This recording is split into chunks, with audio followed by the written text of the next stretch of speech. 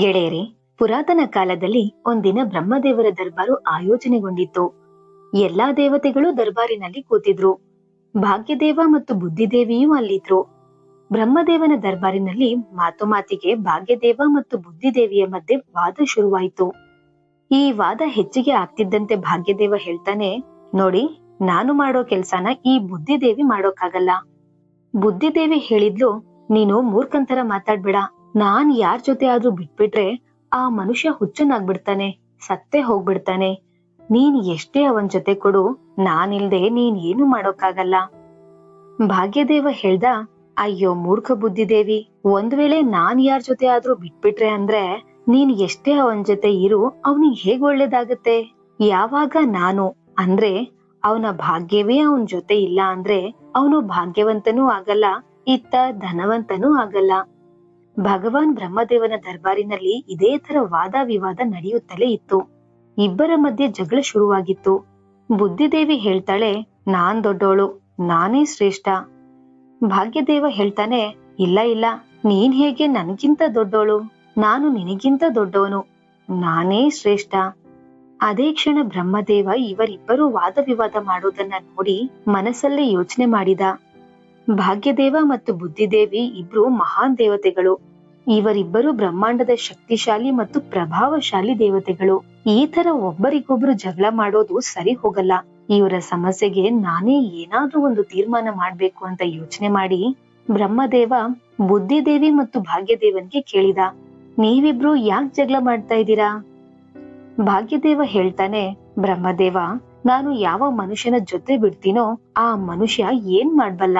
ಅವನಂತೂ ತನ್ನ ಇಡೀ ಜೀವನ ಬಡತನ ದರಿದ್ರದಲ್ಲಿ ಕಳೀತಾನೆ. ಅವನ್ ಯಾವತ್ತೂ ತನ್ನ ಜೀವನದಲ್ಲಿ ಖುಷಿಯಾಗೇ ಇರಲ್ಲ.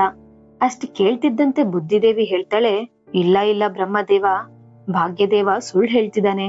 ಒಂದ್ ವೇಳೆ ನಾನ್ ಯಾರ್ ಜೊತೆ ಆದ್ರೂ ಬಿಟ್ಟೆ ಅಂದ್ರೆ ಬೇಕಿದ್ರೆ ಭಾಗ್ಯ ಎಷ್ಟೇ ಅವನ್ ಜೊತೆ ಇರ್ಲಿ, ಏನೂ ಮಾಡೋಕ್ಕಾಗಲ್ಲ. ಬುದ್ಧಿ ಇಲ್ಲದ ಮನುಷ್ಯ ಸತ್ತ ಹೆಣಕ್ಕೆ ಸಮ. ಭಗವಾನ್ ಬ್ರಹ್ಮದೇವ ಇವರಿಬ್ಬರ ಮಾತನ್ನ ಬಹಳ ಗಮನದಿಂದ ಕೇಳಿದ. ಅವರ ಮಾತ್ ಕೇಳಿ ಮನ್ಸಲ್ಲೇ ಯೋಚನೆ ಮಾಡ್ತಾನೆ, ಇವರಿಬ್ಬರ ಸಮಸ್ಯೆ ಅಂತೂ ಬಹಳ ಗಂಭೀರವಾಗಿದೆ. ಇದರ ತೀರ್ಮಾನ ಹೇಗ್ ಮಾಡೋದು?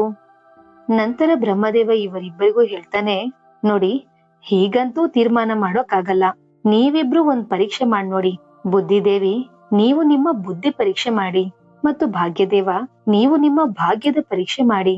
ನಿಮ್ಮ ಪ್ರಯೋಗ ಮಾಡಿ ಹೇಳಿ, ನಿಮ್ಮಿಬ್ಬರಲ್ಲಿ ಯಾರು ಶ್ರೇಷ್ಠರು, ಯಾರು ದೊಡ್ಡವರು ಅಂತ. ಭಾಗ್ಯದೇವ ಹೇಳ್ತಾನೆ, ಬ್ರಹ್ಮದೇವ, ನಿಮ್ಮ ಆದೇಶದಂತೆ ಪಾಲನೆ ಮಾಡ್ತೀನಿ. ಬ್ರಹ್ಮದೇವ ಹೇಳಿದ, ನೀವು ಮೃತ್ಯುಲೋಕ ನೋಡಿ. ಬ್ರಹ್ಮದೇವ ಭಾಗ್ಯದೇವನಿಗೆ ಮತ್ತು ಬುದ್ಧಿದೇವಿಗೆ ಮೃತ್ಯುಲೋಕವನ್ನ ತೋರಿಸಿ, ನೋಡಿ, ಈ ಕಾಡಿನಲ್ಲಿ ಒಬ್ಬ ವೃದ್ಧ ಹೆಂಗಸು ಮತ್ತು ಅವಳ 20 ವರ್ಷದ ಮಗ ಗುಡಿಸಲು ಹಾಕೊಂಡಿದ್ದಾರೆ. ಬಹಳ ಬಡವರು, ಒಂದೊತ್ತಿನ ಊಟಕ್ಕೂ ಪರದಾಡ್ತಾ ಇದ್ದಾರೆ. ಈಗ ನೀವಿಬ್ರು ಒಂದ್ ಕೆಲ್ಸ ಮಾಡಿ, ಇವರಿಬ್ಬರ ಮೇಲೆ ನಿಮ್ಮ ಬುದ್ಧಿ ಮತ್ತೆ ಭಾಗ್ಯದ ಶಕ್ತಿಯನ್ನ ಉಪಯೋಗ ಮಾಡಿ ನಿಮ್ಮಿಬ್ಬರಲ್ಲಿ ಯಾರು ಆ ಮುದುಕಿಯ ಮಗನನ್ನ ಧನವಂತನಾಗಿ ಅಥವಾ ಸಾಮ್ರಾಟನಾಗಿ ಮಾಡ್ತೀರೋ ಅವರೇ ದೊಡ್ಡವರು ಮತ್ತೆ ಅವರೇ ಶ್ರೇಷ್ಠರು ಅಂತ ತಿಳಿದುಕೊಳ್ಳಲಾಗುತ್ತೆ. ಬ್ರಹ್ಮದೇವನ ಮಾತ್ ಕೇಳಿ ಭಾಗ್ಯದೇವ ಹೇಳ್ತಾನೆ, ಪರಮಪಿತ ಬ್ರಹ್ಮದೇವ, ಇದಂತೂ ಬಹಳ ಚಿಕ್ಕ ಕೆಲಸ. ಭಾಗ್ಯದೇವನ ಮಾತ್ ಕೇಳಿ ಬುದ್ಧಿದೇವಿ ಹೇಳಿದ್ಲು, ಏನು, ಇದು ಚಿಕ್ಕ ಕೆಲಸ ಹೇಗಾಗತ್ತೆ? ಎಲ್ಲಿವರೆಗೂ ನಾನು ಅವನ್ ಜೊತೆ ಇರೋದಿಲ್ವೋ ನೀನ್ ಅವನನ್ನ ರಾಜ ಮಾಡೋಕ್ಕಾಗದೇ ಇಲ್ಲ. ಭಾಗ್ಯದೇವ ಹೇಳಿದ, ಬುದ್ಧಿದೇವಿ, ನಿನ್ಗೇನು ಗೊತ್ತಿಲ್ಲ. ನಾನ್ ಅವನ್ ಜೊತೆ ಕೊಟ್ರೆ ಅವನನ್ನ ಕೇವಲ ರಾಜ ಅಷ್ಟೇ ಅಲ್ಲ, ಒಬ್ಬ ಮಹಾನ್ ಚಕ್ರವರ್ತಿ ಮಾಡ್ಬಿಡ್ತೀನಿ. ಬುದ್ಧಿದೇವಿ ಹೇಳಿದ್ಲು, ಸರಿ, ಹಾಗಿದ್ರೆ ನಾವು ಇವನ್ ಮೇಲೆಯೇ ನಮ್ಮ ಶಕ್ತಿಯನ್ನ ಉಪಯೋಗ ಮಾಡೋಣ. ಇದರಿಂದ ನಮ್ಮ ಸಮಸ್ಯೆಗೆ ಪರಿಹಾರ ಕೂಡ ಸಿಗುತ್ತೆ, ಗೆದ್ದವನೇ ಶ್ರೇಷ್ಠ ಕೂಡ ಅನ್ಸ್ಕೊಳ್ತಾನೆ. ಅಲ್ಲಿಂದ ಭಾಗ್ಯದೇವ ಬ್ರಹ್ಮದೇವನಿಗೆ ಹೇಳಿದ, ಬ್ರಹ್ಮದೇವ, ಮೊದಲು ನನಗೆ ನನ್ನ ಶ್ರೇಷ್ಠತೆಯನ್ನು ಸಿದ್ಧಪಡಿಸಿಕೊಳ್ಳಲು ಅನುಮತಿ ಕೊಡಿ. ಇಲ್ಲಿಂದ ಹೊರಟು ಆ ಹುಡುಗನಿಗೆ ಚಕ್ರವರ್ತಿ ಮಾಡಲು ಅನುಮತಿ ಕೊಡಿ. ಬ್ರಹ್ಮದೇವ ಸರಿ ಅಂತ ಹೇಳಿದ ಕೂಡ್ಲೆ ಬುದ್ಧಿದೇವಿ ಬ್ರಹ್ಮದೇವನಿಗೆ ಹೇಳಿದ್ಲು, ಬ್ರಹ್ಮದೇವ, ನಾನೀಗ ಆ ಹುಡುಗನ ಜೊತೆ ಬಿಡ್ತಾ ಇದ್ದೀನಿ. ಅವಳ ಮಾತ್ ಕೇಳಿ ಭಾಗ್ಯದೇವ ಹೇಳಿದ, ನೀನು ಕೂಡ್ಲೆ ಅವನ ಜೊತೆ ಬಿಟ್ಟು ದೇವಲೋಕಕ್ಕೆ ಮರಳಿ ಬಾ. ಬುದ್ಧಿದೇವಿ ಭಾಗ್ಯದೇವನಿಗೆ ಹೇಳಿದ್ಲು, ಭಾಗ್ಯದೇವ, ಗಮನ ಇರ್ಲಿ, ಅವನಿಗೆ ಚಕ್ರವರ್ತಿ ಮಾಡೋ ಬರದಲ್ಲಿ ಎಲ್ಲಾದ್ರೂ ಸಾಯಿಸ್ಬಿಟ್ಟಿಯಾ? ಆ ವ್ಯಕ್ತಿ ಸಾಯ್ಬಾರ್ದು. ಭಾಗ್ಯದೇವ ಹೇಳ್ತಾನೆ, ಬುದ್ಧಿದೇವಿ, ನೀನ್ ಅಷ್ಟೊಂದೆಲ್ಲ ಚಿಂತೆ ಮಾಡೋ ಅವಶ್ಯಕತೆನೇ ಇಲ್ಲ. ಅದನ್ನೆಲ್ಲ ನೀನ್ ದೂರದಿಂದಲೇ ನೋಡ್ತಾ ಇರು. ಇವತ್ತು ನಿನ್ನ ಸೋಲು ಖಂಡಿತ. ಯಾಕಂದ್ರೆ ನಾನೇ ನಿನಗಿಂತ ಶಕ್ತಿಶಾಲಿ ಮತ್ತು ಬಲಶಾಲಿ. ಬುದ್ಧಿದೇವಿ, ಸರಿ, ನಾನು ಕೂಡ್ಲೇ ಆ ಹುಡುಗನ್ ಜೊತೆ ಬಿಡ್ತಾ ಇದ್ದೀನಿ ಅಂತ ಹೇಳಿ ಬುದ್ಧಿದೇವಿ ಹುಡುಗನಿಂದ ದೂರ ಆಗ್ಬಿಟ್ಲು. ಯಾವಾಗ ಬುದ್ಧಿದೇವಿ ಹುಡುಗನ ಜೊತೆ ಬಿಡ್ತಿದ್ದಂತೆ ಹುಡುಗ ತನ್ನ ಶುದ್ಧ ಬುದ್ಧಿಯನ್ನ ಕಳ್ಕೊಂಡು ನಿರ್ಗುಣಿ ಆಗ್ಬಿಟ್ಟ. ಅವನು ಮೂರ್ಖನಂತೆ ಹುಚ್ಚನಂತಾಗ್ಬಿಟ್ಟ. ಅಲ್ಲಿಂದ ಭಾಗ್ಯದೇವ ತನ್ನ ಕೆಲಸ ಶುರು ಮಾಡ್ತಾನೆ. ಅವನು ನೋಡ್ತಾನೆ, ಆ ವ್ಯಕ್ತಿಯ ಹತ್ರ ಈಗೇನೂ ಉಳ್ದಿಲ್ಲ. ಹುಲ್ಲು ಮಣ್ಣಿನಿಂದ ಮಾಡಿದ ಗುಡಿಸಲಿದೆ. ಕೊಟ್ಟಿಗೆಯಲ್ಲಿ ಕೇವಲ 3 ಕುರಿಗಳಿವೆ. ವ್ಯಕ್ತಿ ಆ ಕುರಿಗಳಿಗೆ ಕಾಡಿನಿಂದ ಸೊಪ್ಪು ಕತ್ತರಿಸ್ಕೊಂಡ್ ಬಂದು ಕುರಿಗಳಿಗೆ ತಿನ್ನಿಸ್ತಾನೆ. ಅವನ ಇಡೀ ದಿನ ಅದ್ರಲ್ಲೇ ಕಳೆದೋಗ್ಬಿಡುತ್ತೆ. ಅವನ ಸ್ಥಿತಿ ನೋಡಿ ಭಾಗ್ಯದೇವ ಯೋಚನೆ ಮಾಡ್ತಾನೆ, ಇವನ್ ಹತ್ರ ನೋಡಲು ಒಳ್ಳೆ ಬಟ್ಟೆ ಇಲ್ಲ, ಕಾಲಿಗೆ ಹಾಕೊಳ್ಳೋ ಚಪ್ಪಲಿನೂ ಇಲ್ಲ. ಈಗ ನಾನ್ ಇವನ ಜೊತೆ ಕೊಡ್ತಾ ಇದ್ದೀನಿ, ಇವನಿಗೆ ರಾಜ ಮಾಡೇ ಮಾಡ್ತೀನಿ ಅಂತ ಭಾಗ್ಯ ಒಂದು ಯೋಜನೆ ರೂಪಿಸಿದ. ಆ ಕುರಿಗಾಯಿ ನಡೆದೋಗೋ ದಾರಿಯಲ್ಲಿ ಭಾಗ್ಯದೇವ ಒಂದು ಜೊತೆ ಸುಂದರ ಚಿನ್ನದ ಚಪ್ಪಲಿಗಳನ್ನ ಇಟ್ಟ. ಯುವಕನ ಗಮನ ಚಪ್ಪಲಿಗಳ ಮೇಲೆ ಹೋಯ್ತು. ಆದ್ರೆ ಅವನು ಇವು ಚಿನ್ನದ ಚಪ್ಪಲಿಗಳು ಅಂತ ಗುರ್ತಿಸ್ಲಿಲ್ಲ. ಅವನಿಗಂತೂ ಕಾಲಿಗೆ ಚಪ್ಪಲಿಗಳು ಹಾಕೋದ್ ಬೇಕಾಗಿತ್ತು ಅಷ್ಟೇ. ಅದಕ್ಕೆ ಚಿನ್ನದ ಚಪ್ಪಲಿಗಳನ್ನ ತೊಟ್ಟು ಯೋಚನೆ ಮಾಡ್ತಾನೆ, ನಡಿ, ಚಪ್ಪಲಿಗಳಂತೂ ಸಿಕ್ಬಿಟ್ವು, ಇದ್ರಿಂದ ಬಹಳ ದಿನ ಕೆಲಸ ನಡೆದೋಗ್ಬಿಡತ್ತೆ. ಕಾಡಿಗೆ ಹೋಗಿ ಮೇವು ತರುವಾಗ ಕಾಲಿಗೆ ಮುಳ್ಳು ಕೂಡ ನಾಟಲ್ಲ ಅಂತ ಯೋಚನೆ ಮಾಡಿ ಆ ಚಪ್ಪಲಿಗಳನ್ನ ಹಾಕೊಂಡು ಮನೆಗ್ ಬರ್ತಾನೆ. ಅಂದಿನಿಂದ ಪ್ರತಿದಿನ ಇದೇ ತರ ದಿನಚರಿ ಆಗಿತ್ತು. ಮುಂಜಾನೆ ಕಾಡಿಗೆ ಹೋಗ್ತಿದ್ದ, ಮರಗಿಡಗಳ ಎಲೆಗಳನ್ನ ಕತ್ತರಿಸ್ತಿದ್ದ, ಕುರಿಗಳಿಗೆ ಮೇಯಿಸಿ ಸಂಜೆಗೆ ಮನೆಗ್ ಬರ್ತಿದ್ದ. ಅವನ ತಾಯಿ ಕೂಡ ಬುದ್ಧಿಹೀನಳಾಗಿದ್ಲು, ಯಾಕಂದ್ರೆ ಬುದ್ಧಿದೇವಿ ಅವಳನ್ನೂ ಬಿಟ್ಬಿಟ್ಟಿದ್ಲು. ಭಾಗ್ಯದೇವ ಅಂತೂ ಆ ಕುರಿಗಾಯಿಗೆ ಸಂಪೂರ್ಣವಾಗಿ ಜೊತೆ ಕೊಡ್ತಿದ್ದ. ಆದ್ರೆ ಅವನ ಜೀವನದಲ್ಲಿ ಯಾವುದೂ ದೊಡ್ಡ ಬದಲಾವಣೆನೇ ಬಂದಿರ್ಲಿಲ್ಲ. ಭಾಗ್ಯದೇವ ಯೋಚನೆ ಮಾಡ್ತಾನೆ, ನಾನಂತೂ ಇವನಿಗೆ ಚಕ್ರವರ್ತಿ ಮಾಡ್ತೀನಿ ಅಂತ ಸಂಕಲ್ಪ ತೊಟ್ಟಿದ್ದೀನಿ. ಆದ್ರೆ ಇವನ್ ನೋಡಿದ್ರೆ ಈಗ್ಲೂ ಹುಚ್ಚನಂತೆ ಮೂರ್ಖನಂತೆ ವ್ಯವಹಾರ ಮಾಡ್ತಾ ಇದ್ದಾನೆ.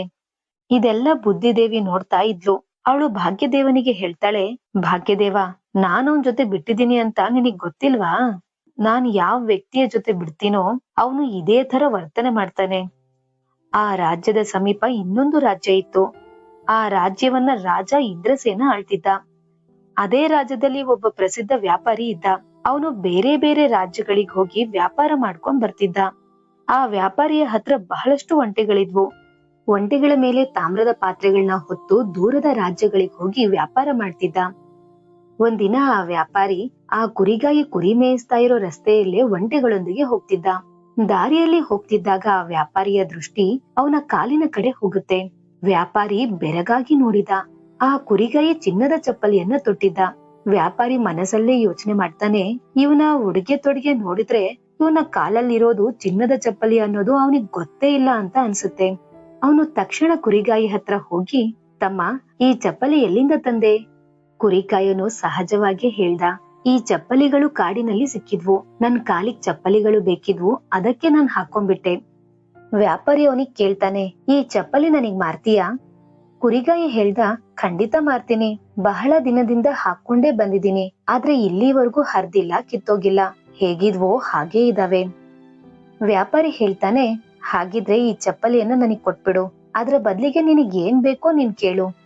ಕುರಿಗಾಯಿ ವ್ಯಾಪಾರಿ ಹೇಳ್ದ, ನನಗಿದರ ಬದಲಿಗೆ ಜಾಸ್ತಿ ಏನು ಬೇಡ, ನನಗೂ ನನ್ನ ಅಮ್ಮನಿಗೂ 2 ಹೊತ್ತು ಊಟಕ್ಕಾಗುವಷ್ಟು ಅರ್ಧ ಮೂಟೆ ಧಾನ್ಯ ಕೊಟ್ಬಿಟ್ರೆ ಸಾಕು.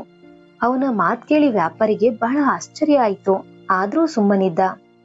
ಕುರಿಗಾಯಿ ಆ ಚಪ್ಪಲಿಯನ್ನ ಕೇವಲ ಅರ್ಧ ಮೂಟೆ ಧಾನ್ಯಕ್ಕೆ ಕೊಟ್ಬಿಟ್ಟ. ಚಿನ್ನದ ಚಪ್ಪಲಿಯನ್ನ ಪಡೆದು ವ್ಯಾಪಾರಿಗೆ ಬಹಳ ಅಂದ್ರೆ ಬಹಳ ಖುಷಿ ಆಯ್ತು. ಅವನು ಮನಸ್ಸಲ್ಲೇ, ಇಷ್ಟೊಂದು ಅಮೂಲ್ಯವಾದ ವಸ್ತು ಕೇವಲ ಅರ್ಧ ಮೂಟೆ ಧಾನ್ಯದ ಬೆಲೆಗೆ ಸಿಕ್ಬಿಡ್ತು, ಎಂಥ ದೊಡ್ಡ ಲಾಭ. ವ್ಯಾಪಾರಿ ಧಾನ್ಯವನ್ನ ಕುರಿಗಾಯಿಗೆ ಕೊಟ್ಟು ಅಲ್ಲಿಂದ ಚಿನ್ನದ ಚಪ್ಪಲಿಯನ್ನ ಪಡೆದು ಒಂಟೆಗಳ ಜೊತೆ ಮುಂದೆ ಸಾಗಿದ. ಇತ್ತ ಕಡೆ ಬುದ್ಧಿದೇವಿ ಅದನ್ನೆಲ್ಲಾ ನೋಡ್ತಾ ಇದ್ಲು. ಭಾಗ್ಯದೇವನಿಗೆ ಹೇಳ್ತಾಳೆ, ಭಾಗ್ಯದೇವ, ನೋಡಿದ್ಯಾ, ನಿನ್ನ ಚಿನ್ನದ ಚಪ್ಪಲಿಗಳು ಕೇವಲ ಅರ್ಧ ಮೂಟ ಧಾನ್ಯಕ್ಕೆ ಮಾರಾಟ ಆಗ್ಬಿಡ್ತು.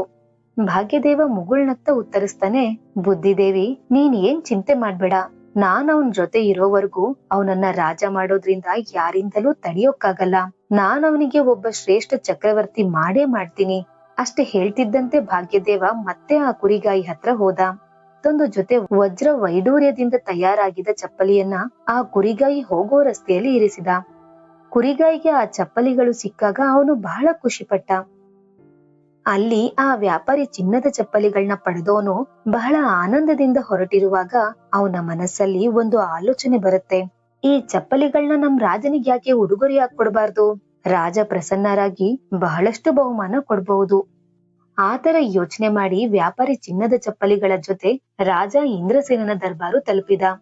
ಅವನು ಬಂಗಾರದ ಚಪ್ಪಲಿಗಳನ್ನ ರಾಜನಿಗೆ ಕೊಡ್ತಾ, ಮಹಾರಾಜ, ಈ ಚಿನ್ನದ ಚಪ್ಪಲಿಗಳನ್ನ ವಿಶೇಷವಾಗಿ ನಿಮಗೋಸ್ಕರನೇ ತಂದಿದ್ದೀನಿ. ಈ ಚಪ್ಪಲಿಗಳು ಬಹಳ ಅದ್ಭುತವಾಗಿವೆ. ಇಂಥ ಚಪ್ಪಲಿಗಳು ಕೇವಲ ನಮ್ಮ ಮಹಾರಾಜರ ಬಳಿ ಇರ್ಬೇಕು. ಮಹಾರಾಜ ಚಪ್ಪಲಿಗಳನ್ನ ನೋಡಿ ಬಹಳ ಸಂತೋಷಪಟ್ಟ. ಚಿನ್ನದ ಚಪ್ಪಲಿಗಳನ್ನ ನೋಡಿ ರಾಜನಿಗೆ ದೇವಲೋಕದಲ್ಲಿ ಬಹಳ ನಾಜೂಕಾಗಿ ತಯಾರಿಸಿದ ಚಿನ್ನದ ಚಪ್ಪಲಿಗಳು ಅನಿಸ್ತು.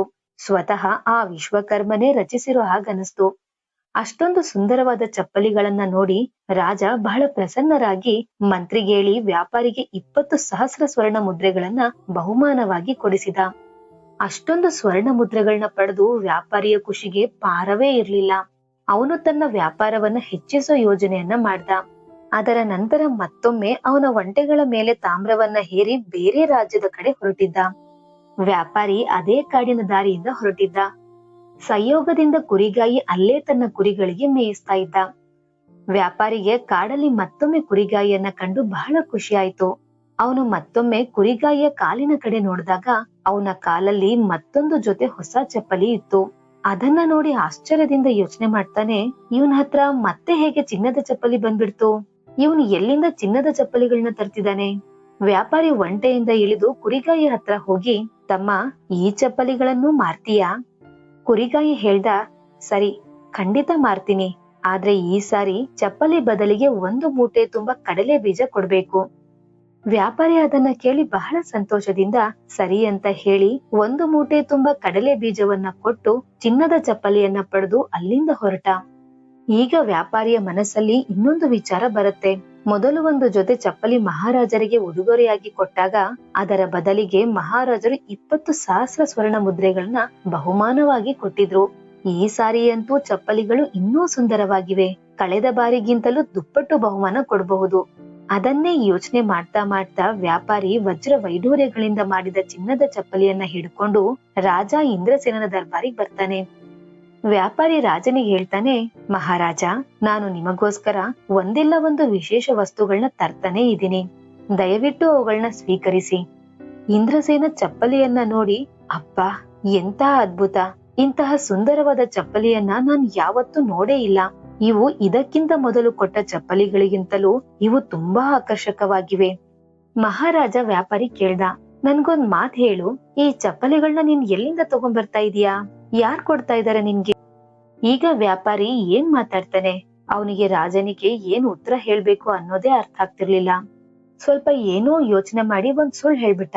ಮಹಾರಾಜ, ಪಶ್ಚಿಮ ರಾಜ್ಯದಲ್ಲಿ ಒಬ್ಬ ಚಕ್ರವರ್ತಿ ಇದ್ದಾನೆ. ಅಲ್ಲಿ ನಾನು ತಾಮ್ರದ ವ್ಯಾಪಾರ ಮಾಡಲು ಹೋಗ್ತೀನಿ. ಆ ಚಕ್ರವರ್ತಿ ಬಹುಮಾನವಾಗಿ ಈ ತರ ಚಪ್ಪಲಿಗಳನ್ನ ಕೊಡ್ತಾರೆ. ಅವರು ನನಗೆ 2 ಸಾರಿ ಚಿನ್ನದ ಚಪ್ಪಲಿಗಳನ್ನ ಕೊಟ್ರು. ನಾನು 2 ಸಾರಿ ನಿಮ್ಮ ಸೇವೆಯಲ್ಲೇ ಸಮರ್ಪಣೆ ಮಾಡ್ಬಿಟ್ಟೆ. ಅದನ್ನ ಕೇಳಿ ಇಂದ್ರಸೇನ ಮಹಾರಾಜ ಹೇಳಿದ, ಆ ಚಕ್ರವರ್ತಿಗೆ ಯಾರಾದ್ರೂ ಪುತ್ರರಿದಾರಾ? ವ್ಯಾಪಾರಿ ಮತ್ತೊಮ್ಮೆ ಸುಳ್ಳು ಹೇಳ್ಬಿಟ್ಟ. ಇಲ್ಲ ಮಹಾರಾಜ, ಆ ಚಕ್ರವರ್ತಿಗೆ ಇನ್ನು ಮದುವೆನೇ ಆಗಿಲ್ಲ. ಅಷ್ಟ ಕೇಳ್ತಿದ್ದಂತೆ ಮಹಾರಾಜ ಇಂದ್ರಸೇನ ಹೇಳ್ತಾನೆ, ಸರಿ ಆಯ್ತು, ನಮ್ಮ ಮಗಳು ತುಂಬಾ ಸುಂದರವಾಗಿದ್ದಾಳೆ. ನೀವು ಆ ಚಕ್ರವರ್ತಿಯನ್ನ ಭೇಟಿ ಮಾಡಿ ಕೇಳಿ, ನಮ್ಮ ಮಗಳ ಜೊತೆ ಮದುವೆ ಮಾಡಿಕೊಳ್ಳಲು ಒಪ್ಪಿಗೆ ಇದೆ ಅಂದ್ರೆ ನಾವು ನಮ್ಮ ಮಗಳ ಮದುವೆಯನ್ನ ಅವರ ಜೊತೆ ಮಾಡಲು ಬಯಸ್ತಾ ಇದೀವಿ ಅಂತ. ರಾಜ ಇಂದ್ರಸೇನ ಮಾತ್ ಕೇಳಿ ವ್ಯಾಪಾರಿ ಮನಸ್ಸಲ್ಲೇ ಯೋಚನೆ ಮಾಡ್ದ, ಅಯ್ಯೋ, ಎಂತ ಗೊಂದಲದಲ್ಲಿ ಸಿಕ್ಕಾಕೊಂಡ್ಬಿಟ್ಟೆ. ನಾನಂತೂ ಈ ಚಪ್ಪಲಿಗಳನ್ನ ಯಾವ ರಾಜನಿಂದನೂ ಇಸ್ಕೊಂಡ್ ಇಲ್ಲ, ಒಬ್ಬ ಕುರಿಗಾಯಿಯಿಂದ ತಂದಿದ್ದೀನಿ. ಈಗಂತೂ ಸುಳ್ಳು ಹೇಳ್ಬಿಟ್ಟಿದೀನಿ. ಈಗೇನ್ ಮಾಡೋದು? ನಾನೇ ಹೇಳಿದ ಸುಳ್ಳಲ್ಲಿ ನಾನೇ ಸಿಕ್ಕಾಕೊಂಡ್ಬಿಟ್ಟಿದೀನಿ. ರಾಜ ವ್ಯಾಪಾರಿಗೆ ಆದೇಶ ಕೊಡ್ತಾನೆ, ವ್ಯಾಪಾರಿ, ಆ ರಾಜನ ಹತ್ರ ಹೋಗಿ ಹೇಗಾದ್ರೂ ಮಾಡಿ ನಮ್ಮ ಮಗಳನ್ನ ಮದುವೆ ಆಗಲು ಅವರನ್ನ ಒಪ್ಪಿಸ್ಬಿಡ್ಬಾ. ಈಗ ವ್ಯಾಪಾರಿಗೆ ಇನ್ನಷ್ಟು ಚಿಂತೆ ಶುರುವಾಯ್ತು. ಅವನು ರಾಜ ದರ್ಬಾರಿಂದ ಹೊರಬಂದು ಮನೆಗ್ ಹೋಗಿ ತನ್ನ ಒಂಟೆಗಳ ಮೇಲೆ ತಾಮ್ರವನ್ನ ಹೇರಿಸಿ ವ್ಯಾಪಾರ ಮಾಡಲು ಹೊರಟೋದ. ವ್ಯಾಪಾರಿ ಅದೇ ಕಾಡಿನಿಂದ ಹೊರಟಿರುವಾಗ ಯೋಚನೆ ಮಾಡ್ತಾನೆ, ಅಯ್ಯೋ ದೇವ್ರೆ, ಒಂದ್ ವೇಳೆ ಆ ಕುರಿಗಾಯಿ ಅಲ್ಲಿ ಸಿಗದೆ ಇದ್ದಿದ್ರೆ ನನಗೆ ಚಿನ್ನದ ಚಪ್ಪಲಿಗಳು ಸಿಗ್ತಾ ಇರ್ಲಿಲ್ಲ. ಚಪ್ಪಲಿ ಸಿಗದೆ ಇದ್ದಿದ್ರೆ ರಾಜನಿಗೆ ಹೋಗ್ ಕೊಡ್ತಿರ್ಲಿಲ್ಲ. ಕೊನೆಗೆ ಈ ಸುಳ್ಳು ಹೇಳ್ಬಿಟ್ಟು ರಾಜನ ಕ್ರೋಧಕ್ಕೆ ಗುರಿ ಆಗ್ತಿರ್ಲಿಲ್ಲ. ಈ ಕುರಿಗಾಯಿ ನನ್ನನ್ನು ರಾಜನ ಕ್ರೋಧಕ್ಕೆ ತುತ್ತು ಮಾಡ್ಬಿಟ್ಟ. ಆ ಕುರಿಗಾಯಿ ಸಿಗದೆ ಇದ್ದಿದ್ರೆ ಈ ಧರ್ಮ ಸಂಕಟದಲ್ಲಿ ನಾನ್ ಬೀಳ್ತಾನೆ ಇರ್ಲಿಲ್ಲ. ಹೀಗೆ ಯೋಚನೆ ಮಾಡ್ತಾ ಮಾಡ್ತಾ ವ್ಯಾಪಾರಿ ಆ ಕುರಿಗಾಯಿ ಗುಡಿಸಲಿನ ಕಡೆ ಬಂದ. ಕುರಿಗಾಯಿಗೆ ವ್ಯಾಪಾರಿ ತನ್ನ ಗುಡಿಸಲ ಹತ್ರ ಬಂದಿದ್ದನ್ನ ನೋಡಿ ಬಹಳ ಸಂತೋಷ ಪಟ್ಟ. ಯಾಕಂದ್ರೆ ಅವನೇ ಇಲ್ಲಿವರೆಗೂ ಊಟದ ವ್ಯವಸ್ಥೆ ಮಾಡಿದ್ದ. ಒಂದ್ಸಾರಿ ಧಾನ್ಯ ಕೊಟ್ಟ, ಇನ್ನೊಂದ್ಸಾರಿ ಕಡಲೆ ಬೀಜ ಕೊಟ್ಟ. ಅದಕ್ಕೆ ಕುರಿಗಾಯಿಗೆ ವ್ಯಾಪಾರಿಯನ್ನ ಕಂಡು ಬಹಳ ಸಂತೋಷ ಆಯ್ತು. ಕುರಿಗಾಯಿ, ಬನ್ನಿ ಬನ್ನಿ ವ್ಯಾಪಾರಿಗಳೇ, ಕೂತ್ಕೊಳ್ಳಿ ಅಂತ ಹೇಳ್ದ. ವ್ಯಾಪಾರಿ ತನ್ನ ಒಂಟೆಯಿಂದ ತಾಮ್ರವನ್ನ ಇಳಿಸಿ ಒಂದ್ ಕಡೆ ಇಟ್ಟು ಕುರಿಗಾಯಿ ಜೊತೆ ಮಾತಾಡ್ತಾ ಇದ್ದ. ಆ ಸಮಯದಲ್ಲಿ ಭಾಗ್ಯದೇವ ಯುವಕನ ಜೊತೆ ಕೊಡ್ತಿದ್ದ. ಮಾತಾಡ್ತಾ ಮಾತಾಡ್ತಾ ಕುರಿಗಾಯಿ ತಾಮ್ರದ ಮೂಟೆ ಮೇಲೆ ಹೋಗಿ ಕುತ್ಕೊಂಡ್ಬಿಡ್ತಾನೆ. ಅವನು ಯಾವಾಗ ತಾಮ್ರದ ಮೂಟೆ ಮೇಲೆ ಹೋಗಿ ಕೂತಿದ್ದಂತೆ ಮೂಟೆಯಲ್ಲಿ ತುಂಬಿದ್ದ ಎಲ್ಲಾ ತಾಮ್ರ ಚಿನ್ನವಾಗಿ ಬದಲಾಗ್ಬಿಡ್ತು. 4 ಕಡೆ ಚಿನ್ನದ ಹೊಳಪು. ಅದನ್ನ ನೋಡಿ ವ್ಯಾಪಾರಿಯ ಮನಸ್ಸಲ್ಲಿ ಒಂದು ದೃಢ ವಿಶ್ವಾಸ ಬರುತ್ತೆ. ಈ ವ್ಯಕ್ತಿ ಒಬ್ಬ ಮಾಯಾವಿ ಇರ್ಬೇಕು, ಅಥವಾ ಭಗವಂತನ ಪ್ರಿಯ ಭಕ್ತನಾಗಿರ್ಬೇಕು. ಇವನ ಮೇಲೆ ಈಶ್ವರನ ವಿಶೇಷ ಕೃಪೆ ಇದೆ. ವ್ಯಾಪಾರಿ ತಾನು ಹೇಳಿದ ಸುಳ್ಳಿನ ಜಾಲದಲ್ಲಿ ಇನ್ನಷ್ಟು ಸಿಕ್ಕಾಕೊಳ್ತಾ ಹೋಗ್ತಿದ್ದ. ಅವನ ಮನಸ್ಸಲ್ಲಿ ಮತ್ತೊಂದು ಆಲೋಚನೆ ಬರುತ್ತೆ. ನನಗೀಗ ಹಣದ ಕೊರತೆ ಏನೂ ಇಲ್ಲ. ಇವನನ್ನೇ ರಾಜನನ್ನಾಗಿ ಯಾಕೆ ಮಾಡ್ಬಾರ್ದು? ಇವನನ್ನೇ ಚಕ್ರವರ್ತಿ ಯಾಕೆ ಮಾಡ್ಬಾರ್ದು? ನಾನು ಇದೇ ಕಾಡಿನಲ್ಲಿ ಇವನಿಗೋಸ್ಕರ ಒಂದು ದೊಡ್ಡ ಕೋಟೆ ಕಟ್ಟಿಸ್ತೀನಿ. ಆ ಕೋಟೆಯ ಒಡೆಯನಾಗಿ ಮಾಡ್ತೀನಿ. ನಂತರ ನಾನೇ ಅವನ ಮಂತ್ರಿ ಆಗ್ತೀನಿ. ಇಲ್ಲಿರೋ ಎಲ್ಲಾ ಜಮೀನ್ದಾರರ ಜಮೀನನ್ನ ಖರೀದಿ ಮಾಡ್ತೀನಿ. 1-2 ತಿಂಗಳಾದ್ಮೇಲೆ ರಾಜನ ಹತ್ರ ಹೋಗಿ ಇವನೇ ಚಕ್ರವರ್ತಿ ಅಂತ ಹೇಳ್ಬಿಡ್ತೀನಿ ಅಂತ ಒಂದು ನಿರ್ಧಾರ ಮಾಡಿ ಅಲ್ಲಿಂದ ಹೊರಟೋದ. ಭಾಗ್ಯದೇವ ಬುದ್ಧಿದೇವಿಗೆ ಹೇಳ್ತಾನೆ, ಬುದ್ಧಿದೇವಿ, ನೀನ್ ನೋಡ್ತಾ ಹೋಗು ನಾನ್ ಏನೇನ್ ಮಾಡ್ತೀನಿ ಅಂತ. ಈ ಕುರಿಗಾಯಿ ಚಕ್ರವರ್ತಿ ಆಗೇ ಆಗ್ತಾನೆ. ಇನ್ನೊಂದ್ ಕಡೆ ವ್ಯಾಪಾರಿ ಕುರಿಗಾಯಿಗೆ ಹೇಳ್ತಾನೆ, ನೋಡ್ತಮ್ಮ, ನಾನ್ ನಿನ್ಗೆ ಇಲ್ಲಿನ ಚಕ್ರವರ್ತಿ ಮಾಡ್ತಿದ್ದೀನಿ. ನೀನ್ ಇರೋದಕ್ಕೆ ಒಂದು ದೊಡ್ಡ ಐಷಾರಾಮಿ ಅರಮನೆ ಕಟ್ಟಿಸ್ತಿದ್ದೀನಿ. ವ್ಯಾಪಾರಿ ಒಳ್ಳೆ ಬುದ್ಧಿವಂತ. ಯಾಕಂದ್ರೆ ಅವನಿಗೆ ಬುದ್ಧಿದೇವಿ ಜೊತೆ ಕೊಡ್ತಿದ್ಲು. ಆದ್ರೆ ಬುದ್ಧಿದೇವಿ ಕುರಿಗಾಯಿ ಮತ್ತೆ ಅವನ ಅಮ್ಮನ ಜೊತೆ ಬಿಟ್ಬಿಟ್ಟಿದ್ಲು. ಕುರಿಗಾಯಿ ವ್ಯಾಪಾರಿಗೆ ಹೇಳಿದ, ಸರಿ, ನಿಮ್ಗೇನ್ ಅನ್ಸುತ್ತೋ ಅದನ್ನೇ ಮಾಡಿ. ಆದ್ರೆ ಒಂದ್ ಮಾತ್ ನೆನ್ಪಿರ್ಲಿ, ನನ್ ಕುರಿಗಳು ಮಾತ್ರ ಬಿಡ್ಬಾರ್ದು. ಇವು ಯಾವಾಗ್ಲೂ ನನ್ ಹತ್ರನೇ ಇರ್ತಾವೆ. ಕುರಿಗಾಯಿಗೆ ಬುದ್ಧಿ ಅಂತೂ ಇರ್ಲಿಲ್ಲ. ಅವನ ಮಾತ್ ಕೇಳಿ ವ್ಯಾಪಾರಿ ಯೋಚನೆ ಮಾಡ್ದ, ಎಂಥ ಮೂರ್ಖ ಮನುಷ್ಯ ಇವನು. ನಾನಿಲ್ಲಿ ಇವನಿಗೆ ರಾಜ ಮಾಡ್ತಿದ್ರೆ ಇವನಿಗೆ ಕುರಿಗಳ ಚಿಂತೆ. ಏನಂತ ಮಾತಾಡ್ತಿದನೋ ಏನೋ. ಆದ್ರೂ ವ್ಯಾಪಾರಿ ಹೇಳಿದ, ಸರಿ, ನೀನ್ ಹೇಳ್ದಂಗೆ ಆಗ್ಲಿ. ವ್ಯಾಪಾರಿ ಕುರಿಗಾಯಿಗೆ ಬಹಳ ಬೇಗನೆ ಒಂದು ದೊಡ್ಡ ಸುಂದರವಾದ ಐಷಾರಾಮಿ ಮಹಲನ್ನ ಕಟ್ಟಿಸ್ದ. ಕುರಿಗಾಯಿಗೆ ಒಂದು ಸೈನ್ಯ ಕೂಡ ಹೊಂದಿಸಲು ಶುರು ಮಾಡಿದ. ಆಳು ಕಾಳು ದಾಸ ದಾಸಿಯರನ್ನ ನೇಮಿಸಿದ. ಇದನ್ನೆಲ್ಲಾ ನೋಡಿ ಬುದ್ಧಿಹೀನ ಕುರಿಗಾಯಿ ಯೋಚನೆ ಮಾಡ್ತಾನೆ, ಎಲ್ಲಿಂದ ಬಂದೋ ಏನೋ ಈ ವ್ಯಾಪಾರಿ ನಮ್ ಜೀವನನೇ ಹಾಳ್ ಮಾಡ್ಬಿಟ್ಟ. ಈಗಂತೂ ನನ್ನ ಕುರಿಗಳಿಗೆ ಮೇಯಿಸಲು ಸಮಯನೇ ಸಿಕ್ತಿಲ್ಲ. ಯಾವಾಗ್ಲೂ ಏನಾದ್ರೂ ಒಂದು ಹೇಳ್ತಾನೆ ಇರ್ತಾನೆ. ಕುರಿಗಾಯಿಯ ಸ್ವಭಾವ ಈಗ್ಲೂ ಹೇಗಿತ್ತೋ ಹಾಗೇ ಇತ್ತು. ಈಗ್ಲೂ ಅವನು ತನ್ನ ಕುರಿಗಳಿಗೆ ಕಾಡಿಗೆ ಕರ್ಕೊಂಡೋಗಿ ಹುಲ್ಲು ಮೇಯಿಸ್ಕೊಂಡ್ ಬರ್ತಿದ್ದ. ಅವನು ವ್ಯಾಪಾರಿಗೆ, ನಿನ್ಗೇನ್ ಸರಿ ಅನ್ಸುತ್ತೋ ಅದನ್ನೇ ಮಾಡು, ಆದ್ರೆ ನನ್ ಕುರಿಗಳು ಎಲ್ಲೂ ಹೋಗ್ಬಾರ್ದು. ಒಂದ್ ವೇಳೆ ನನ್ ಕುರಿಗಳಿಗೆ ಏನಾದ್ರೂ ಆಯ್ತು ಅಂದ್ರೆ ನಾನ್ ಮಾತ್ರ ನಿನ್ನನ್ನ ಸುಮ್ನೆ ಬಿಡಲ್ಲ. ಈ ಮನೇಲಿ ಯಾಕೆ ಇಷ್ಟೊಂದ್ ಜನ ಇದ್ದಾರೆ? ನಮ್ಗೆ ಉಸಿರುಗಟ್ಟಂಗಾಗ್ತಿದೆ. ವ್ಯಾಪಾರಿ ನಗ್ತಾ, ಅಯ್ಯೋ ಕುರಿ ಕಾಯೋನೆ, ನಾನೇನೋ ನಿನ್ನನ್ನ ರಾಜ ಮಾಡ್ದೆ, ನಾನ್ ನಿನ್ನ ಮಂತ್ರಿ ಆಗ್ತಾ ಇದ್ದೀನಿ ಅಂದ. ಆದ್ರೆ ಕುರಿಗಾಯಿಗೆ ಅದೇನೂ ಅರ್ಥ ಆಗ್ಲಿಲ್ಲ. ರಾಜ ಆಗೋದು, ಕೋಟೆ ಕಟ್ಸೋದು, ಸೈನ್ಯ ಮತ್ತು ದಾಸದಾಸಿಯರು ಅದೆಲ್ಲ ಅವನಿಗೆ ಅನಗತ್ಯವಾಗಿತ್ತು. ಯಾಕಂದ್ರೆ ಅವನ ಜೀವನ ಈಗ್ಲೂ ಅವೇ ಕುರಿಗಳು, ಅದೇ ಹಳೆಯ ಸಾಮಾನ್ಯ ಜೀವನದಲ್ಲಿ ಮುಳುಗಿತ್ತು. ಅಲ್ಲಿ ಭಾಗ್ಯದೇವ ಬುದ್ಧಿದೇವಿಗೆ ಹೇಳ್ತಾನೆ, ಬುದ್ಧಿದೇವಿ ನೋಡು, ನಾನೊಬ್ಬ ಸಾಮಾನ್ಯ ಕುರಿ ಕಾಯೋನಿಗೆ ರಾಜ ಮಾಡ್ಬಿಟ್ಟೆ. ಬುದ್ಧಿದೇವಿ ಹೇಳ್ತಾಳೆ, ಭಾಗ್ಯದೇವ, ಯಾಕೆ ಸುಳ್ಳು ಹೇಳ್ತಿದ್ಯಾ? ಇಲ್ಲಿ ಕೂತಿರೋ ಸಮಸ್ತ ದೇವಗಣಗಳೇ ನೀನ್ ಅವನಿಗೆ ರಾಜ ಮಾಡಿದ್ಯೋ ಇಲ್ವೋ ಅಂತ ತೀರ್ಮಾನ ಮಾಡ್ತಾರೆ. ಈಗ್ಲೂ ಅವನು ಅದೇ ಕುರಿ ಕಾಯೋನು.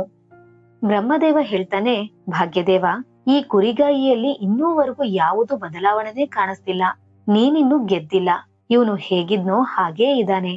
ಆಗ ಬುದ್ಧಿದೇವಿ ಹೇಳ್ತಾಳೆ, ಬ್ರಹ್ಮದೇವ, ಹೀಗಾಗಲು ಸಾಧ್ಯವೇ ಇಲ್ಲ. ಎಲ್ಲಿಯ ತನಕ ನಾನು ಆ ಕುರಿಗಾಯಿಯ ಜೊತೆ ಕೊಡೋದಿಲ್ವೋ ಅಲ್ಲಿಯ ತನಕ ಅವನು ರಾಜ ಆಗೋದೇ ಇಲ್ಲ. ಭಾಗ್ಯದೇವ ಮತ್ತೆ ಆ ಕುರಿಗಾಯಿ ಹತ್ರ ಬರ್ತಾನೆ. ಅಲ್ಲಿ ಆ ವ್ಯಾಪಾರಿ ಏನ್ ಮಾಡ್ತಾನಂದ್ರೆ ಕುರಿಗಾಯಿಯ ಹತ್ರ ಇದ್ದ 3 ಕುರಿಗಳನ್ನ ಮಾರ್ಬಿಡ್ತಾನೆ. ಕುರಿಗಾಯಿಗೆ ಕುರಿ ಮಾರಿರೋ ಸುದ್ದಿ ತಿಳಿಯುತ್ತಿದ್ದಂತೆ ಜೋರಾಗಿ ಕೂಗಾಡ್ತಾನೆ, ಬಿಕ್ಕಿ ಬಿಕ್ಕಿ ಅಳ್ತಿದ್ದ. ರಾಜ ಈಗ ಮಾಡೋದನ್ನ ನೋಡಿ ಸೈನಿಕರು, ದರ್ಬಾರಿಗಳು, ಇತರ ಜನರಿಗೆ ರಾಜ ಹುಚ್ಚನಂತಾಗಿದ್ದಾನೆ ಅಂತ ಅನಿಸ್ತು. ತಕ್ಷಣ ವ್ಯಾಪಾರಿ ಬಂದು ಕುರಿಗಾಯಿಗೆ ಸಮಾಧಾನ ಮಾಡ್ತಾ, ಯಾಕಪ್ಪ ಏನಾಯ್ತು? ಯಾಕೆ ಹೀಗ್ ಮಾಡ್ತಾ ಇದೀಯಾ? ಯಾಕೀಗೆ ಮೂರ್ಖಂತರ ಆಡ್ತಿದ್ಯಾ? ಅವು ಬರೀ 3 ಕುರಿಗಳಿದ್ವು. ನಾನ್ ಬೇಕಿದ್ರೆ 100 ಕುರಿಗಳನ್ನ ಕೊಡಿಸ್ತೀನಿ ಅಂತ ಹೇಳಿದ. ಕುರಿಗಾಯಿ ವ್ಯಾಪಾರಿಯ ಮಾತಿಗೆ ಒಪ್ಕೊಂಡು, ಸರಿ ನನ್ಗೀಗ್ಲೇ ಕುರಿಗಳನ್ನ ಕೊಡಿಸಿ ಅಂತ ದುಂಬಾಲು ಬೀಳ್ತಾನೆ. ಆಗ ವ್ಯಾಪಾರಿ, ನೋಡಪ್ಪ, ಈಗ ನೀನು ರಾಜನಾಗಿದೀಯಾ, ಈ ತರ ಚಿಕ್ಕ ಪುಟ್ಟ ವಿಷಯ ಮಾತಾಡ್ಬಾರ್ದು, ಸಣ್ಣ ಮಕ್ಕಳ ತರ ಹಠ ಮಾಡ್ಬಾರ್ದು. ನಾನಂತೂ ನಿನಗೆ ಮದುವೆ ಮಾಡಿಸ್ತೀನಿ. ನಿಮ್ಮ ಅಮ್ಮನಿಗ್ ಕೇಳು, ನಮ್ಮ ರಾಜ್ಯದ ರಾಜ ಇಂದ್ರಸೇನ ಅಂತ ಇದ್ದಾರೆ. ಅವರ ಮಗಳು ಬಹಳ ಸುಂದರವಾಗಿದ್ದಾಳೆ. ನಾನು ಅವಳ ಜೊತೆ ನಿನ್ ಮದ್ವೆ ಮಾಡಿಸ್ತೀನಿ. ಆದ್ರೆ ಕುರಿಗಾಯಿ ತಲೆಯಲ್ಲಿ ಬುದ್ಧಿನೇ ಇರ್ಲಿಲ್ಲ. ಅವನು ವ್ಯಾಪಾರಿಗೆ ಹೇಳ್ತಾನೆ, ನೀನ್ ಯಾಕೆ ನನ್ ಮದ್ವೆ ಮಾಡಿಸ್ತೀಯಾ? ಅವನ ಅಮ್ಮನೂ ಹೇಳ್ತಾಳೆ, ಈಗ ಮದ್ವೆಯಿಂದ ಏನಾದೀತು? ನೀನಂತೂ ನಮ್ ಜೀವನವನ್ನ ಹೆಂಗಿದ್ರು ಹಾಳ್ ಮಾಡ್ಬಿಟ್ಟೆ. ಎಲ್ಲೋ ಒಂದ್ ಕಡೆ ಶಾಂತಿಯಿಂದ ನೆಮ್ಮದಿಯಿಂದ ಇದ್ವಿ, ಈ ಜನಜಾತ್ರೆಯಲ್ಲಿ ತಂದ್ ಹಾಕ್ಬಿಟ್ಟೆ. ಕುರಿಗಳಿಗೆ ಮೇಯಿಸ್ಕೊಂಡು ಗುಡಿಸಲಲ್ಲಿ ಮಜವಾಗಿರ್ತಾ ಇದ್ವಿ. ವ್ಯಾಪಾರಿ ಯೋಚನೆ ಮಾಡ್ತಾನೆ, ತಾಯಿ ಮಗ ಇಬ್ರು ಹುಚ್ಚರಾಗ್ಬಿಟ್ಟಿದ್ದಾರೆ. ಈಗ ನಾನೇನ್ ಮಾಡ್ಬೇಕು? ಮೇಲಿಂದ ಅವನಿಗೆ ಮಹಾರಾಜ ಇಂದ್ರಸೇನ ಭಯ ಬೇರೆ ಕಾಡ್ತಾ ಇತ್ತು. ಅವನ ಮನಸ್ಸಲ್ಲಿ ಒಂದೇ ವಿಚಾರ ನಡೀತಿತ್ತು, ಈಗಂತೂ ಇವರಿಗೆ ಸಹಾಯ ಮಾಡ್ಲೇಬೇಕು. ಇದೇ ತರ ನಿಧಾನಕ್ಕೆ 6 ತಿಂಗಳು ಕಳೆಯಿತು. ವ್ಯಾಪಾರಿ ರಾಜ ಇಂದ್ರಸೇನ ದರ್ಬಾರಿಗೆ ಬಂದು ರಾಜನಿಗೆ ಹೇಳ್ತಾನೆ, ಮಹಾರಾಜ, ನೀವು ನಿಮ್ಮ ಪಂಡಿತರನ್ನ ಕಳಿಸ್ಕೊಡಿ. ನಾನು ನಮ್ಮ ಚಕ್ರವರ್ತಿಯನ್ನು ಒಪ್ಪಿಸಿದ್ದೀನಿ. ಅವರು ನಿಮ್ಮ ಮಗಳ ಜೊತೆ ಮದುವೆ ಆಗಲು ತಯಾರಿದ್ದಾರೆ. ಅದನ್ನ ಕೇಳಿ ರಾಜ ತಮ್ಮ ಪಂಡಿತ ಬ್ರಾಹ್ಮಣರನ್ನ ಕರೆಸಿ ವ್ಯಾಪಾರಿಯ ಜೊತೆ ಕಳಿಸಿಕೊಟ್ಟ. ವ್ಯಾಪಾರಿ ಅವರಿಬ್ಬರನ್ನೂ ಕರೆದುಕೊಂಡು ಕುರಿಗಾಯಿಯ ಮಹಲಿಗೆ ಹೋದ. ಅವನು ಕುರಿಗಾಯಿಗೆ ರಾಜವಸ್ತ್ರ ಉಡಿಸಿದ. ಕುರಿಗಾಯಿ ವ್ಯಾಪಾರಿಗೆ, ಇದೇನ್ ಮಾಡ್ತಾ ಇದೀಯಾ? ಈ ತರ ಎಲ್ಲಾದ್ರೂ ಮದುವೆ ಆಗತ್ತಾ ಅಂತ ಕೇಳಿದ. ವ್ಯಾಪಾರಿ, ಈಗ ನೀನ್ ಸುಮ್ನೆ ಇರ್ಬೇಕು, ಏನೂ ಮಾತಾಡ್ಬಾರ್ದು, ಇಲ್ಲ ಅಂದ್ರೆ ಮಹಾರಾಜರು ನೇಣಿಗೇರಿಸ್ಬಿಡ್ತಾರೆ. ಏನೂ ಮಾತಾಡ್ಬಾರ್ದು, ವ್ಯಾಪಾರಿ ನೇಣಿಗೇರಿಸ್ಬಿಡ್ತಾರೆ ಅಂತ ಹೇಳಿದ ಕೂಡ್ಲೆ ಕುರಿಗಾಯಿ ಬೆದರಿ ತಣ್ಣಗಾಗಿ ಅವನ ಮಾತು ಒಪ್ಕೊಂಡ್ಬಿಟ್ಟ. ರಾಜನ ಬ್ರಾಹ್ಮಣ ಪಂಡಿತರು ಅವನ ನಿಶ್ಚಿತಾರ್ಥ ಮಾಡ್ಬಿಡ್ತಾರೆ ಮತ್ತು ಶುಭ ಮುಹೂರ್ತ ನೋಡಿ ವಿವಾಹದ ತಿಥಿ ನಿಶ್ಚಯ ಮಾಡಿ ಕುರಿಗಾಯಿಗೆ ಅರಮನೆಗೆ ಬರಲು ದಿನಾಂಕ ಹೇಳ್ತಾರೆ. ನಂತರ ಬ್ರಾಹ್ಮಣ ಪಂಡಿತರು ಅಲ್ಲಿಂದ ರಾಜಮಹಲಿಗೆ ಬರ್ತಾರೆ. ಇಂದ್ರಸೇನ ಬ್ರಾಹ್ಮಣರಿಗೆ ಚಕ್ರವರ್ತಿ ಬಗ್ಗೆ ಮತ್ತೆ ಕೇಳಿದಾಗ ಬ್ರಾಹ್ಮಣರು, ಅವ್ರ ಹತ್ರ ಯಾವುದಕ್ಕೂ ಕೊರತೆನೇ ಇಲ್ಲ, ಅವರ ಖಜಾನೆ ಬಂಗಾರದಿಂದ ತುಂಬಿ ತುಳುಕ್ತಾ ಇದೆ, ಅವರಂತೂ ಮಹಾನ್ ಚಕ್ರವರ್ತಿ ಅಂತ ಕಂಡು ಬರುತ್ತೆ. ಅದೆಲ್ಲ ಕೇಳಿ ರಾಜ ಇಂದ್ರಸೇನ್ಗೆ ಬಹಳ ಖುಷಿ ಆಯ್ತು. ಈಗಂತೂ ರಾಜ ಮದುವೆ ತಯಾರಿ ಕೂಡ ಶುರು ಮಾಡ್ಕೊಂಡ್ಬಿಡ್ತಾನೆ. ನಿಧಾನಕ್ಕೆ ಸಮಯ ಕಳೀತಾ ಬಂತು. ಮದುವೆಯ ಶುಭ ದಿನ ಹತ್ರ ಬಂತು. ಮದುವೆ ದಿನ ವ್ಯಾಪಾರಿ ಕುರಿಗಾಯಿಗೆ ಸುಂದರವಾಗಿ ತಯಾರ್ ಮಾಡ್ತಾನೆ. ಮದುಮಗ ಮಾಡಿ ಒಂದು ಸುಂದರ ರಥದಲ್ಲಿ ಕೂರಿಸ್ಕೊಂಡು ಕರ್ಕೊಂಡು ಹೋಗ್ತಾನೆ. ಈ ಕಡೆ ವ್ಯಾಪಾರಿ ಕುರಿಗಾಯಿನ ರಥದಲ್ಲಿ ಕರ್ಕೊಂಡು ಹೋಗ್ತಿದ್ರೆ ಅತ್ತ ಕಡೆ ಭಾಗ್ಯದೇವ ಬುದ್ಧಿದೇವಿಗೆ ಹೇಳ್ತಾನೆ, ನೋಡ್ ಬುದ್ಧಿದೇವಿ, ಈಗ ನಾನು ಕುರಿಗಾಯಿ ಮದುವೆನ ರಾಜನ ಮಗಳ ಜೊತೆ ಮಾಡಿಸ್ತಾ ಇದ್ದೀನಿ.